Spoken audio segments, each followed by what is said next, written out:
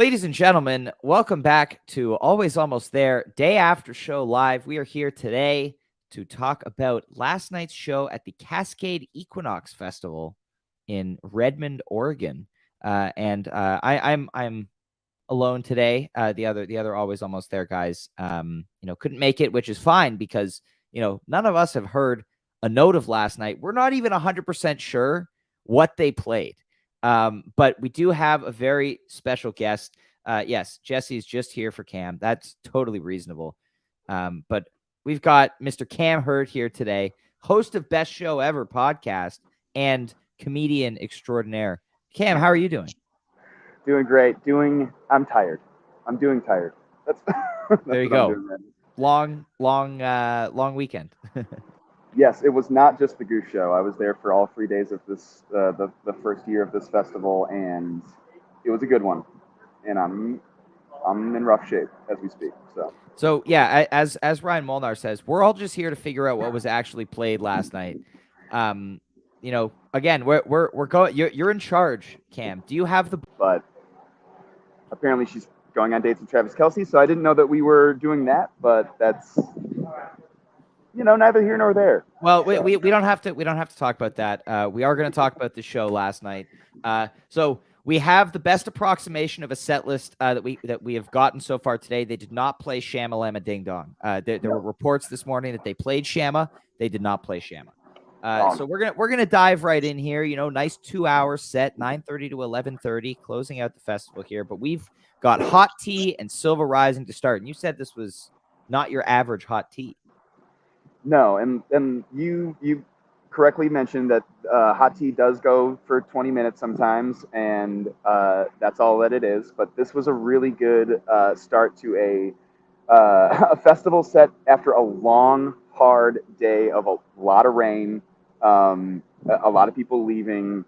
The vibes during the day leading up to the show were, I got to be honest, bleak. Wow. The rain was coming down, not a lot of smiles on the grounds, and then when they came out with that hot tea, they ended up. They're like, "Are you guys all there? Are we all good?" And it was like a roar from a very small, maybe 4,000 people crowd, I would say. Mm-hmm. They were there after the hot tea. It was really great. Yeah, it was really great. That's awesome. I'm glad to hear the vibes picked up for the Goose set. It always has to. No, I'd like to address comments in the chat. No, it is water. Actually, I'm currently fasting because it is the Jewish Day of Repentance, Yom Kippur. So I apologize if my thoughts are a little bit more incoherent than usual today because I'm very hungry. Anyway, so Silver Rising next after this tea. I do have a question about the tea before we move on. Was there clav involved? Would I have? Oh, Ryan. Quote. Of course there was clav. Yeah, we were looking at each other saying clav tweet pretty much immediately. And then they cool off after the hot tea. They take a second breather and go into Silver Rising, and I started crying immediately. And so it was like, oh God, like second song of the show, and I've got tears in my eyes. I haven't seen that song yet, and so I was singing it for you, man. I was annoying everyone around me. Don't worry about it. Good. I'm glad. That's what you got to do. I'd like to. Yes, I know you're not supposed to drink water when you fast. I draw the line at water. I won't eat or drink anything else, but I will have water because, I will only subject myself to a certain amount of repentance. Anyway, after the Silver Rising, we've got Into the Mist, into Can't Get You Out of My Head, the classic, very electronic festival, and they're playing Kylie. I believe that's the third time this year. Yeah, and the other two were at Okeechobee in March and Electric Forest in June. So they're 2023 Kylies are reserved for the EDM festivals. But how was Mist Kylie for you, Cam? The Mist was incredible, and the Kylie got jammed out in a really nice way that the festival was loving. Yeah, they really took it for a ride, and yeah, you've got fans in the crowd. There was a lot of Goose fans at the festival, but obviously there's people in the crowd that are checking out the last headliner of the weekend, and they don't Yeah. know any Goose. And a lot of excitement for the Can't Get You Out of My Head. A lot of phones up, taking videos of the Nice. Can't Get You Out of My Head. But then they do what they actually do, and really took it for a ride, and it was great. And some good collab in that jam as well. Amazing. Cam, we have a request from the chat that you're going to recreate all of the jams vocally. Can you give us a little bit of a taste of that Kylie, please? Yeah. So it's like, I cannot. I can hardly recall. I can hardly recall the set list, let alone the jams. I'm excited to listen to the Borfs too, because it's about during the Kylie Minogue section that I am realizing there's no stream, and that no one is watching the show right now except for the people in the crowd. Yeah. I did not know that, and so yeah, I would have loved to know that beforehand so I could write down the set list, be a little more confident that I knew the set list and things like that. But I fully assumed that you were at home watching it. I'm very sorry. I did not communicate properly. I thought I'd said, I was like, I'm going to bed. Like, not staying up for no stream show tonight. But Well, admittedly, I really don't. I don't like to post during shows. Mhm. Every once in a while, I'll post a tweet or a post or whatever during a show. But right in the beginning of Into the Mist, I was standing next to Sean from Long Strange Putt, and we both could not recall what the. We're like, what is the song You called? think it was like, Creatures? We did not think it was Creatures. Okay. We didn't know what the name of the song was, and we were like, let's go to Twitter, let's find out what Ryan's saying about this. And that's when I see the text, like, or the post, like, I'm going to bed, I'm so glad there's not a stream tonight. And we were like, uh-oh. Oops. Whoops. That's great. So from there we get Arrow and Hunger Sight. It's a lot of jam vehicles popping up in this set. What was going on with these two here? You get those two back to back, and you're like, oh yeah, of course we're at a festival set right now. We are getting the hits. We are getting the big ones. And yes. So a lot of high scores in fantasy last night.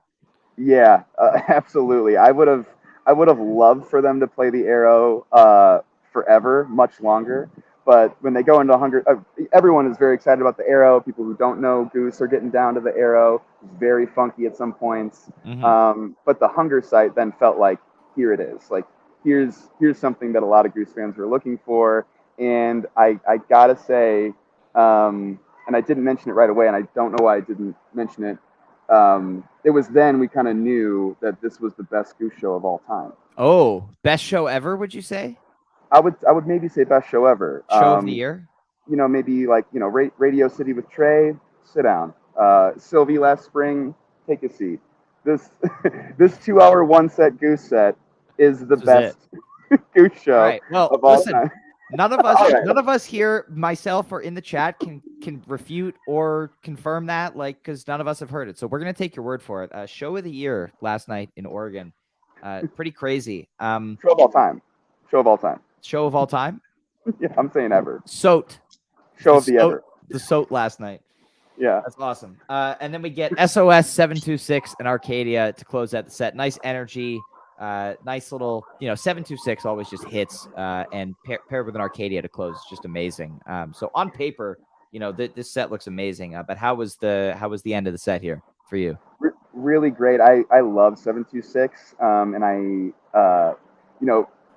you guys got to know I've only ever been to one other Goose show. I've missed Goose. That's crazy. Many times for work or for I'm out of town or whatever it is, and so Arrow, Hunger Sight, Hot Tea. Those are a lot of stuff that I got at my first show, and I'm certainly not complaining. The jams were different and awesome. Mm-hmm. But 726 was one where I was like, nice. This is one I would really wanted to see tonight. We were also watching the show with local saxophonist Sean McLean, who sat in with like almost everyone over the weekend, which, by the way, just great local bands in Oregon. Mm-hmm. Saw some local Dead, local jam stuff, just like young guys, older guys, great local music. He's one of those local musicians, and he was kind of checking out Goose for the first time. He hadn't seen him before, and he's like, 726 is the song that I know. I love, and he was just like, soaking it in, taking videos. I was like, the boys got him. Goose sucked in Sean McQueen. Hell yeah, that's awesome. And I Yeah. mean, you got a 2-hour set last night, and the San Diego show was basically 2 hours long too. So they're Yeah. pretty much similar lengths. But you get to see them again this week, I get which to is see them exciting. twice again this week. Yeah. I'm Twice. gonna be at LA. I'm gonna be at Santa Barbara Bowl. Oh yeah.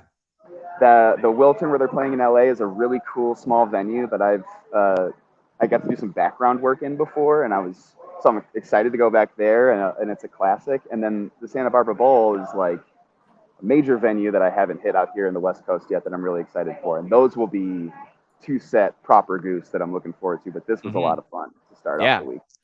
It's a great way to kick off, and I think the band, they're moving into a 2-night stand here, which I think they're very excited about, not having to travel for a 5th day in a row tomorrow. But we're back in the Bay Area. We had a 2-night stand at the Warfield in April, which were a couple of great shows, and tonight and tomorrow night at the Fox in Oakland. Very, very late webcasts. I will be going and taking a nap after we wrap up this podcast because we got to be up until the very late hour of 3:00 in the morning here on the East Coast. We've got, Connor will be up and live niching, doing what he does best, of course. But it's going to be awesome.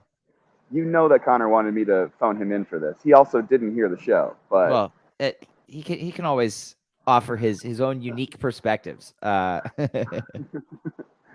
This is a niche podcast too, and we appreciate how many people are tuning in right now to hear a show that nobody has heard.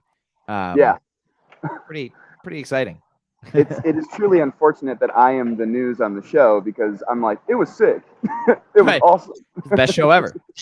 Best show ever. Very, very on brand though, at least. And we were hearing reports of a neck injury for you this weekend, so we're glad to see that you're doing a little better.